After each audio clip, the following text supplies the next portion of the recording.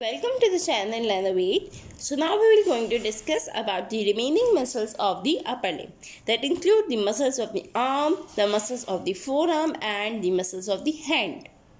Now starting from the muscles of the arm that I have prepared in a chart-like manner for you guys to be understand easily. The first muscle in the anterior group of the arm includes the bicep brachii. This is a powerful flexor of the arm. The coracobrachialis is assist in flexing the bicep brachii, and these two flexors are supplied from the musculocutaneous nerve. The brachialis, that is the other muscle present beneath the coracobrachialis and the bicep brachii, this is also a flexor of arm but in all direction. This brachialis is supplied mostly from the musculocutaneous nerve, but some of its part is supplied from the radial nerve. The posterior group of the muscles of the arm include the tricep. The major one is the tricep, having the three processes: the long head, the medial and the lateral head, and the long head of the tricep brachii. The three heads of the tricep brachii are attached on the posterior side of the arm, and they are powerful extensors of the arm. The posterior group is also called as the extensor group of the arm. And this tricep, as it has three heads, is supplied from the radial nerve, that is a supplier of most of the muscles of the posterior group. Now coming to the muscles of the forearm, that is the presence of the two bones in the forearm is the radius and the ulna, that we have discussed in a separate video. Now the forearm that is supplied from the different muscles. The anterior compartment of the forearm is divided into the three groups, including the superficial group of muscles, the intermediate group and the deep group of muscle. The superficial is present mostly on the upper surface of the anterior part of the forearm. That includes the pronator teres, is supplied from the median nerve. The flexor carpi radialis is also supplied from the median nerve. The palmaris longus is a long muscle and it is present on the palmar side of the forearm. It is supplied from the median nerve. These three are supplied from the same nerve, that is the median nerve. So it is very easy to remember. Now the other one is the flexor carpi ulnaris on the ulnar side of the forearm, and this muscle is the only muscle from the superficial series to be supplied from the ulnar nerve. Now the intermediate group, that is present between the superficial and the deep group.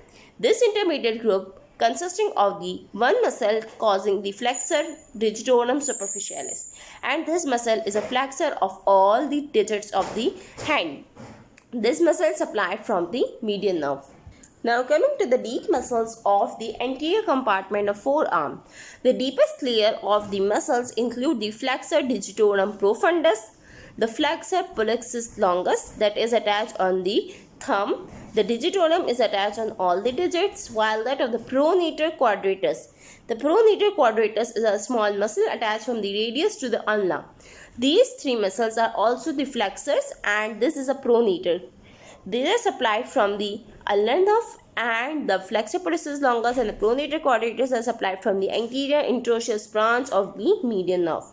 The other important thing is this, that the anterior compartment of the forearm is also called as the pronator compartment, because this compartment is important for the pronation of the forearm and include the two major pronators, the pronator teres and the pronator quadratus.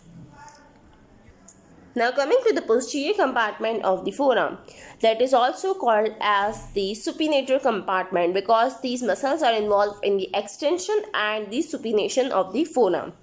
The superficial layer, like the anterior compartment, includes the brachioradialis that is supplied from the radial nerve, the extensor carpi radialis longus, the extensor carpi radialis brevis, the extensor digitorum, the extensor digiti minimi, and the extensor carpi ulnaris on the ulnar side of the forearm.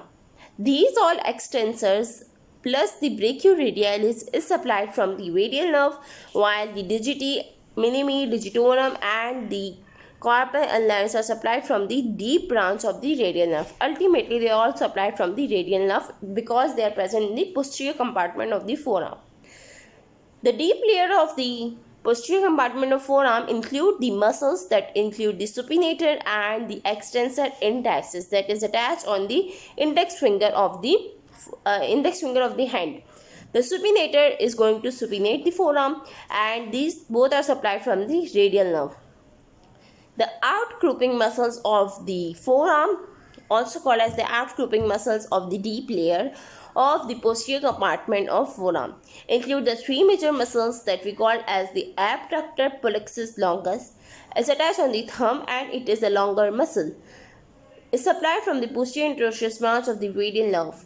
The extensor pollicis longus is the extensor and it is present on the thumb and it is longest. The extensor pollicis brevis is also attached on the thumb and it is going to extend the thumb, but it is a brevis muscle, means the tendon of this muscle is shorter than the longest. So these two muscles are also supplied from the radial nerve. These three muscles are forming an area that we call as the anatomical snuff box. It's a very important area for clinical condition because this area is for the location of the radial artery and some of the other branches of the ulnar and the median nerve.